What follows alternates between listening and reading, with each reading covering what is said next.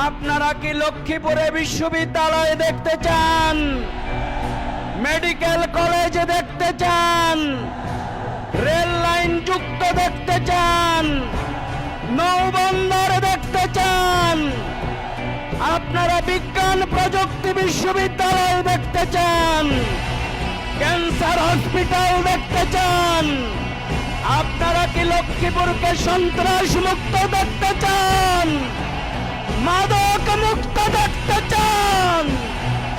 আপনারা এই লক্ষ্মীপুরকে ফাঁসিবাদ মুক্ত দেখতে চান?